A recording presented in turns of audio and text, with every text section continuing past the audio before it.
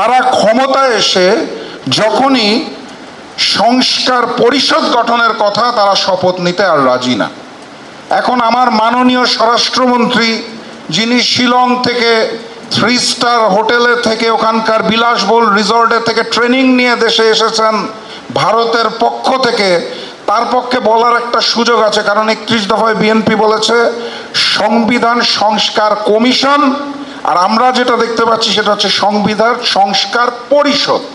অতএব উনি তো প্যাচ ধরায় খুব ওস্তাদ, উনি বলতেই পারে আমরা তো কমিশন বলেছি, আমরা পরিষদ বলি না। এর একটা সুযোগ তাদের রয়ে গেছে। আমরা চিন্তা করছিলাম আবার সাংগঠনিক রাজনীতি গুছিয়ে এবং স্থানীয় সরকার নির্বাচনের দিকে ফোকাস করে সবাই কাজ করব, কিন্তু আমরা যেই পরিস্থিতিতে আপনারা আমাদেরকে ফেলে দিয়েছেন, আমাদের সাংসদরা কথা বলতে পারছেন না, ইভেন গণভোট নিয়ে কথা বলার জন্য একটা দীর্ঘ নাটকীয়তার মধ্য দিয়ে কথা বলার সুযোগ পাচ্ছেন এবং সেটাকে কোনো ধরনের তোয়াক্কাই করা হচ্ছে না। এই পরিস্থিতিতে আমাদের আসলে রাজপথে নামা ছাড়া কোনো উপায় ছিল না এবং সামনের দিনে হয়তো আমাদের এই আন্দোলন আরো বড় পরিসরে আমাদেরকে ভাবতে হতে পারে এবং সকল অর্জন ধূলিসাৎ করে দেওয়ার জন্য সময় নিচ্ছেন না, আমরাও কিন্তু সেটার জন্য সময় নিব না। আমরা বিগত সময়ে আসলে ফ্যাসিবাদ দেখেছি, এখন আমরা আসলে স্বৈরাচারের সকল লক্ষণ আমরা দেখতে পাচ্ছি। আমরা দেখছি যে বর্তমান সময়ে আবার সরকার যে যে প্রক্রিয়াগুলো অবলম্বন করছে, আমরা ইতিহাসে বিভিন্ন সময় কিংস পার্টি যেভাবে গঠিত হয়েছিল, জাতীয় পার্টি হয়েছিল, বিএনপিও হয়েছিল, যে প্রক্রিয়ার মধ্য দিয়ে হয়েছিল সেই প্রক্রিয়াগুলোই আবার অনুসরণ করা হচ্ছে। এই যে প্রশাসক বসানো থেকে শুরু করে, এগুলো খুবই পরিচিত প্রক্রিয়া, এর মধ্য দিয়েই একটা স্বৈরাচারের জন্ম হয়। আমরা বিগত সময়ে আসলে ফ্যাসিবাদ দেখেছি, এখন আমরা আসলে স্বৈরাচারের সকল লক্ষণ আমরা দেখতে পাচ্ছি।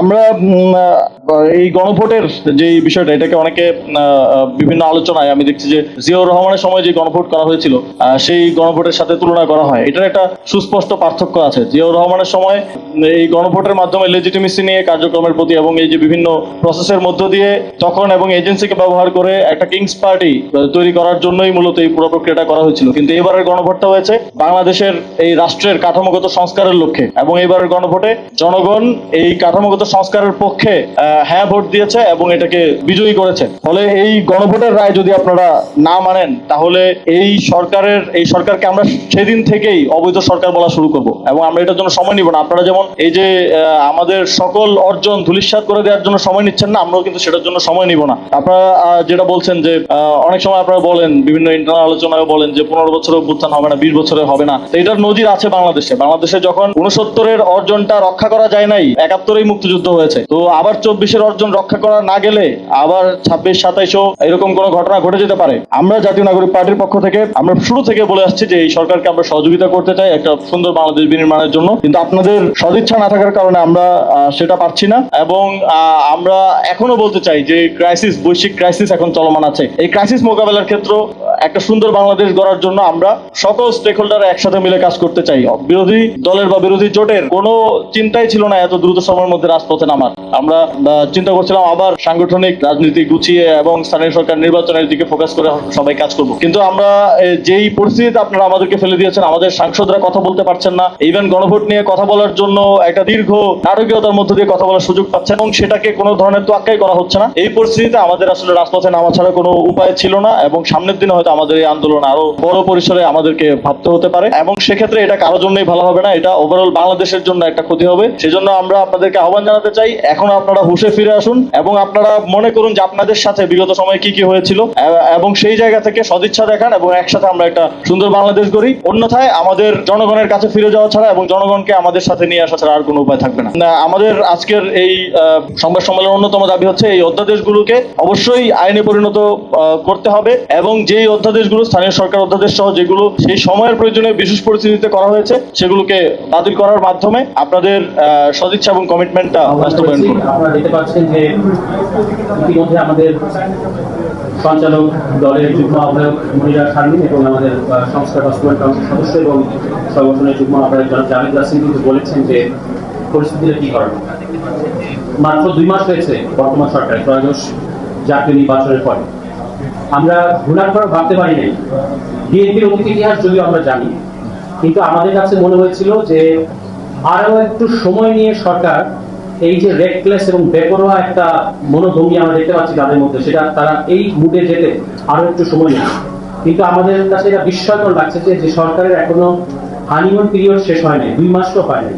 সেই সরকার ইতিমধ্যেই রাষ্ট্র সংস্কারে, রাষ্ট্র মেরামতে, যেটা তাদেরই পয়েন্ট করা শব্দ, তারা কিন্তু এটা কৃতিত্ব নেয় বারবার, যে রাষ্ট্র মেরামতের কবর রচনা করেছে বাংলাদেশে, এবং বাংলাদেশ রাষ্ট্র সংস্কারের জন্য যে সকল গুরুত্বপূর্ণ সংস্কার আছে তার 40 ভাগ, অন্তত 40 ভাগ সংস্কার ইতিমধ্যেই তারা নাই করে দিয়েছে, গায়েব করে দিয়েছে।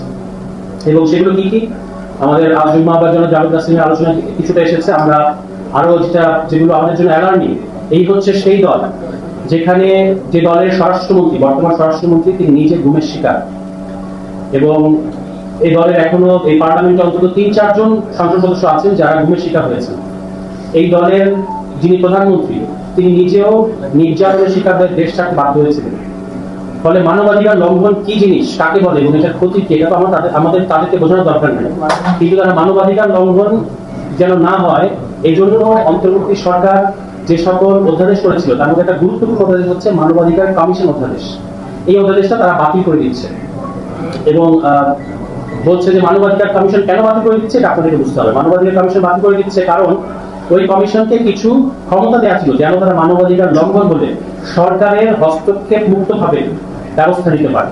যেমন এর মধ্যে একটা কি, যে যদি কোনো ব্যক্তি গুম হয়, গুমের শিকার হয়, তাহলে গুমের যারা অভিযুক্ত, সাধারণত বাংলাদেশে আইন শৃঙ্খলা বাহিনী গুমের অভিযুক্ত থাকে, ফলে তাদের বিরুদ্ধে স্বপ্রণোদিত হয়ে এই কমিশন তদন্ত এবং প্রয়োজনে আদালতের অনুমতি সাপেক্ষে অ্যারেস্ট করতে পারে। তো এটা বিএনপি সরকারের জন্য একটা বিরাট মাথা ব্যথা হয়ে যাচ্ছে। ফলে তারা মানবাধিকার কমিশন অধ্যাদেশ বাতিল করে দিয়েছে, এর পাশাপাশি গুম প্রতিরোধ অধ্যাদেশ বাতিল করে দিয়েছে। গুম প্রতিরোধ অধ্যাদেশ বাতিল করার পেছনে তারা আজকে দেখেন সংসদে যে বিগত সরকারের অ্যাটর্নি জেনারেল এবং এই সরকারের আইনমন্ত্রী একজন আপাদমস্তক মিথ্যুক ব্যক্তি, তিনি আবারও আজকে মিথ্যা কথা বলেছেন, অসংসদীয় ভাষায় মিথ্যা কথা বলেছেন। তিনি কি বলেছেন, যে বিরোধী দল নাকি অতিরিক্ত হইচই করছে, কেন করছে তিনি বোধগম্য হচ্ছেন না। কিন্তু তারা কি অবজারভেশন দিয়েছে এই গুম প্রতিরোধ অধ্যাদেশ, তারা নাকি গুম অধ্যাদেশ বাতিল করবে না, তারা নাকি আরো পরিশীলিত ভাবে এই অধ্যাদেশটা সামনে নিয়ে আসবে। এটা হলো তাদের সংসদে মিথ্যা বক্তব্য, অসত্য, সংসদীয় ভাষায় অসত্য বক্তব্য। কিন্তু আসলে তারা তাদের যে কমিটির যে প্রতিবেদন সেখানে কি বলেছে গুমের ব্যাপারে, গুম প্রতিরোধের ব্যাপারে তারা বলেছে যে এটা করা যাবে না, তার কারণ হচ্ছে জাতীয় নিরাপত্তার স্বার্থে আটক করা হলে এটাকে গুম বলা যাবে না। তাহলে ভেবে দেখেন, জাতীয় নিরাপত্তার দোহাই দিয়ে যখন জনাব সালাউদ্দিন আহমদকে গুম করা হয় তখন জাতীয় নিরাপত্তার দোহাই দেওয়া হয়েছিল, কিন্তু জাতীয় নিরাপত্তার দোহাই দিয়ে কাউকে তুলে নিয়ে যাওয়া হলে এটাকে বিএনপি সরকার আটক বলতে চায়, কোট আনকোট আটক, এবং সেই আটকের তথ্য তারা স্বীকার করতে চায় না। আদারওয়াইজ এটার সাথে গুমের সম্পর্ক কি? আপনি যদি জাতীয় নিরাপত্তার জন্য কাউকে থ্রেট মনে করেন তাহলে আপনি অন্যান্য আরো নিবর্তনমূলক, বাংলাদেশের মাশাআল্লাহ বাংলাদেশ সংবিধানে এবং অন্যান্য পেনাল কোড সহ অন্যান্য জায়গায় নিবর্তনমূলক আইনের কোনো শেষ নাই, প্রচুর নিবর্তনমূলক আইন আছে। আপনি সেই সমস্ত নিবর্তনমূলক আইনে যে কোনো ব্যক্তিকে জাতীয় নিরাপত্তার কারণে যদি তিনি কোনো থ্রেট মনে হয় তাকে আপনি ধরতে পারবেন, ব্যাপারটা হচ্ছে তাকে আপনার আদালতে প্রডিউস করতে হবে। এখন বিএনপি সরকার শুধু জাতীয় নিরাপত্তার কারণে যাদেরকে তারা আটক করবে, সকল আটক যাদেরকে তুলে নিয়ে যাবে, এই তথ্য তারা স্বীকার করবে না। এই জন্য তারা বলছে জাতীয় নিরাপত্তার দোহাই যদি কাউকে আটক করা হয় সেটাকে গুম বলা যাবে। এক, দ্বিতীয় তারা অবজারভেশন দিয়েছে যে আইন শৃঙ্খলা বাহিনীর বিরুদ্ধে যদি কোনো তদন্ত করে মানবাধিকার কমিশন, এটা সরকারের অনুমতি ছাড়া করা যাবে না। এইগুলো তাদের মেজর দুটো আপত্তি। এই কারণে তারা এই মানবাধিকার কমিশনের যে অধ্যাদেশগুলো এবং গুমের যে অধ্যাদেশগুলো সেগুলোকে বাতিল করে দিচ্ছে। আপনারা বুঝতেই পারছেন যে কত ডেঞ্জারাস। বিচার বিভাগ নিয়ে দেখেন, তারা তাদের 31 দফায় বলেছে তারা জুলাই সনদকে নাকি অপরাধ করে বাস্তবায়ন করবে, এটা তারা বলে যাচ্ছে। আপাদমস্তক মিথ্যা কথা বলে যাচ্ছে, প্রতি মুহূর্তে যে তারা জুলাই সনদ অপরাধ করে বাস্তবায়ন করবে। অন দ্য আদার হ্যান্ড আমরা আপনাদেরকে দেখাতে পারি ইতিমধ্যেই তারা তাদের 31 দফার অন্তত 5-6টা দফা করে ফেলেছে, 31 দফা করে ফেলেছে। তো যে দল 31 দফা করে ফেলে নিজেদের দফা, সে দল কিভাবে তারা জুলাই সনদ বাস্তবায়ন করবে? এটা কি আমরা কি পাগল যে আমরা এটা বিশ্বাস করবো? আমরা কি পাগল নাকি আহম্মক? কোনটা মনে করেন আমাদেরকে? ফলে তারা আপনারা এটা বাস্তবায়ন করবেন না। তারা কি তাদের নিজেদের 31 দফার কি দফা তারা দফা করেছে আপনাদেরকে আমরা একটু সংক্ষেপে বলতে চাই। 1 নম্বর দফা, সংবিধান সংস্কার কমিশন করবে। তারা সংবিধান সংস্কার কমিশন করবে, এটা তাদের 31 দফার 1 নম্বর দফা। এখন তারা দেখতে পাচ্ছেন সংবিধান সংশোধনী কমিটি করছে। তো আপনারা সংবিধান সংস্কার কমিশন করার কথা, সেই সংস্কার কমিশন কোথায়? আপনাদের সংস্কার কমিশন করার কথা। এবং বাংলাদেশকে এটাও বোঝাতে হবে আইনি যুক্তি সহকারে যে সংবিধানের ভেতরে থেকে কিভাবে আপনারা সংবিধান সংস্কার কমিশন করবেন। সংবিধানে তো সংস্কার বলতে কোনো শব্দ নাই, তবুও আপনারা আমাদেরকে যদি বলছেন, আপনারা 1 নম্বর দফার মধ্যে বলেছেন সংবিধান সংস্কার কমিশন করবে, আমরা দেখতে চাই সেই সংস্কার কমিশনটা আপনারা কিভাবে করবেন। আপনারা, আমরা অনুরোধ জানাচ্ছি, আহ্বান জানাচ্ছি, আপনাদের দফা বাস্তবায়ন করেন, সংবিধান সংস্কার কমিশন গঠন করেন। এটা হচ্ছে তাদের অলরেডি এটা থেকে সরে এসেছে তারা। দ্বিতীয়, তারা যেখান থেকে সরে এসছে, তারা বলেছে স্থানীয় সরকারে সবসময় জনপ্রতিনিধি থাকবে। স্থানীয় সরকারে তারা কখনো মৃত্যু কিংবা আদালতের রায় ছাড়া কখনো তারা প্রশাসক বসাবে না। আপনারা দেখতে পাচ্ছেন অলরেডি 59 জন প্রশাসক বসানো হয়েছে। তারা কারা? যারা হয় মনোনয়ন পায়নি দলের, অথবা যারা নির্বাচন হেরেছে। এই প্রাইস পোস্টিং করা হচ্ছে এবং দলীয় নেতাকর্মীদের পুনর্বাসন করা হচ্ছে স্থানীয় সরকারে। তারা কিন্তু তাদের 31 দফার মধ্যে বলেছে তারা কখনো প্রশাসক বসাবে না। এখন স্থানীয় সরকারের যে অধ্যাদেশটা যারা আসিফ মাহমুদরা যখন সরকারে ছিলেন, স্থানীয় সরকারে তাদেরকে তখন করতে হয়েছিল একটা বিশেষ পরিস্থিতিতে। আপনারা জানেন যে আওয়ামী লীগের জনপ্রতিনিধিদেরকে সরানোর জন্য। এখন তো সেই বিশেষ পরিস্থিতি নাই। সমস্ত গুরুত্বপূর্ণ অধ্যাদেশ বাতিল করে দিয়ে তারা এই অধ্যাদেশটাকে আইনে পরিণত করছে এবং এই করার মধ্যে স্থানীয় সরকার অধ্যাদেশে যে 4-5টা অধ্যাদেশ আছে এগুলোকে আইনে পরিণত করার মাধ্যমে তারা ভবিষ্যতের নির্বাচিত জনপ্রতিনিধিদেরকে কলমের এক খোঁচায় নির্বাহী আদেশে বাতিল করার ক্ষমতা নিজেদের কাছে সংরক্ষণ করছে। অর্থাৎ তারা আমাকে পাকিস্তান আমলের আইয়ুবের আমলের বেসিক ডেমোক্রেসির জমানায় ফিরিয়ে নিয়ে যেতে চায়, যেখানে স্থানীয় জনপ্রতিনিধি না, যেখানে নির্বাচিত জনপ্রতিনিধি না, প্রশাসন দিয়ে তারা স্থানীয় প্রশাসন চালাবে। এবং এটা তাদের 31 দফার সুস্পষ্ট লঙ্ঘন। প্রশাসন বসানো এবং জনপ্রতিনিধিদেরকে নির্বাহী আদেশ বলে অপসারণ করার যে ক্ষমতা তারা নিজেদের কাছে রাখছে, এটা তাদের 21 নম্বর বা 20 নম্বর ধারার সুস্পষ্ট লঙ্ঘন। বিচার বিভাগের স্বাধীনতা, তারা বলেছে মাজদার হোসেন মামলার রায় আলোকে তারা বিচার বিভাগের স্বাধীনতা নিশ্চিত করবে। অথচ আমরা দেখতে পাচ্ছি বিচারক নিয়োগের আইন যে অধ্যাদেশ সেটা তারা বাতিল করেছে। তারপর সুপ্রিম কোর্ট সচিবালয় তাদের ঘোষণা আছে এবং জুলাই সনদ, এই যে দেখেন জুলাই সনদ তারা একটা অক্ষরে বাস্তবায়ন করবে। জুলাই সনদের ব্যাপারে জুলাই সনদের 52 নম্বর দফায় বলা আছে সুপ্রিম কোর্টের সচিবালয় হবে। একটা সরকারের স্বৈরাচার হওয়ার জন্য এবং ফ্যাসিস্ট হওয়ার জন্য যে সকল চরিত্র প্রয়োজন হয়, সকল চরিত্র বিএনপি গত কিছুদিনের মধ্যে দেখিয়ে দিয়েছে। 5ই আগস্ট পরবর্তী বাংলাদেশে সংস্কারের যে কার্যক্রমটা, সেটাকে সহজ ভাষায় বুঝেছিলাম যে 5টা ধাপে হবে। প্রথম ধাপটা হচ্ছে জুলাই সনদ, দ্বিতীয় ধাপ হচ্ছে আদেশ, তৃতীয় ধাপ হচ্ছে অধ্যাদেশ, চতুর্থ ধাপ হচ্ছে সংস্কার পরিষদ এবং সর্বশেষ ধাপ হচ্ছে বাস্তবায়ন। প্রথম ধাপ জুলাই সনদ যদি বলেন তাহলে সেটা খুব সুন্দর মতো হয়েছে। আপনারা দেখেছেন সংসদ ভবনের সামনে সকল দল উপস্থিত হয়ে স্বাক্ষর করেছে, এখানে ছবিও আছে ব্যানারে। সবচেয়ে বড় হাসিটা হচ্ছে সালাউদ্দিন সাহেবের, তাকিয়ে দেখতে পারেন, খুব খুশি। জুলাই সনদ। এর পরের ধাপ আদেশ হয়ে গেল সুন্দর মতো, কারো কোনো আপত্তি নাই। তারপর আসলো অধ্যাদেশ, খুব সুন্দর মতো হলো, কারো কোনো আপত্তি নাই। যখনই নির্বাচিত হয়ে আসলো ম্যানেজ ভোটের মাধ্যমে, তার পরপরই সংস্কার পরিষদ গঠনের সময় এসে এই আদেশও অবৈধ, অধ্যাদেশও অবৈধ, গণভোটকেও মানি না, চতুর্থ ধাপে এসে আটকে গেল সংস্কার পঞ্চম ধাপ। তো দূর কি বাত, আমি সহজ ভাষায় এটাই বুঝি।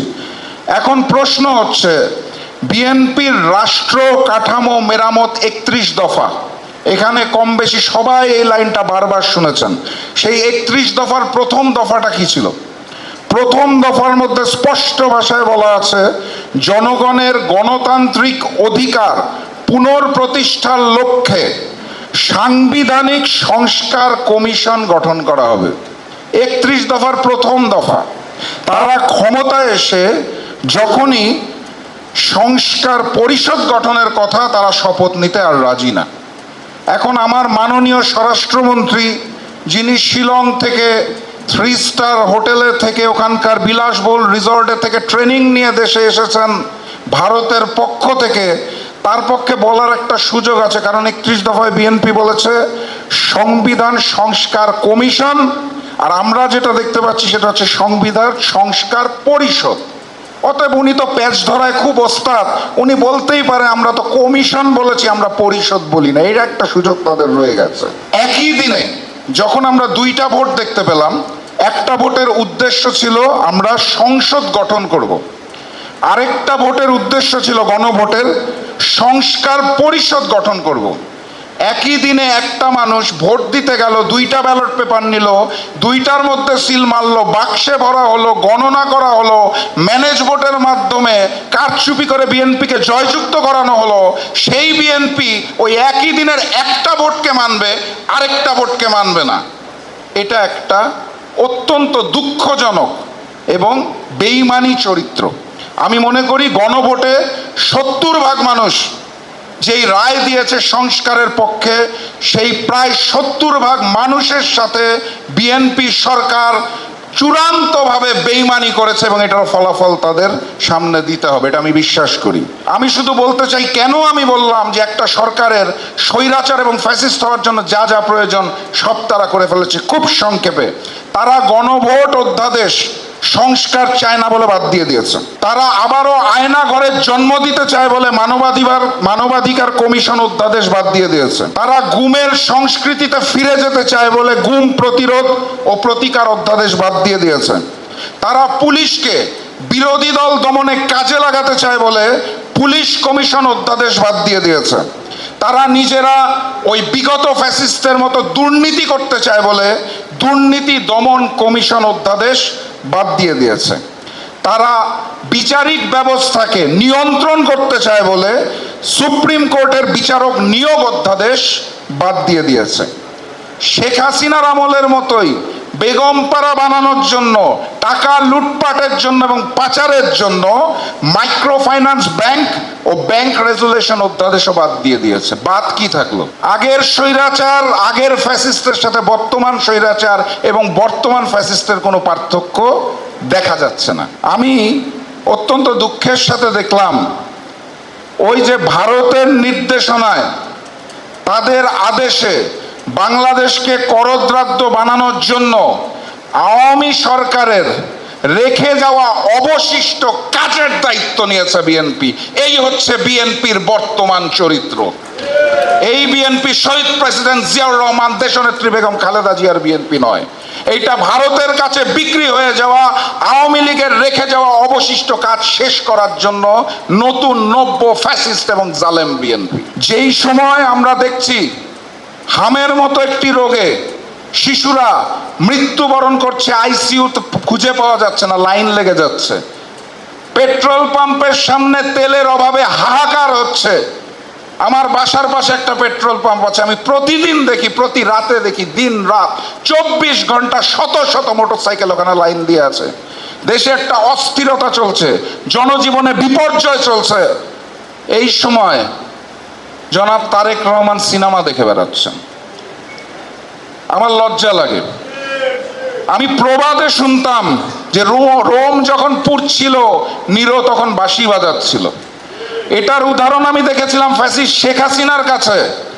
যখন আমাদের দেশের রাজপথ রক্তাক্ত হচ্ছিল জুলাই গণঅভ্যুত্থানে, উনি তখন বিটিভি ভবনের জন্য কাঁদছিল শেখ হাসিনা। ওই আওয়ামী লীগই তো বর্তমান বিএনপি। তারেক রহমান সিনেমা দেখে বেড়াচ্ছে।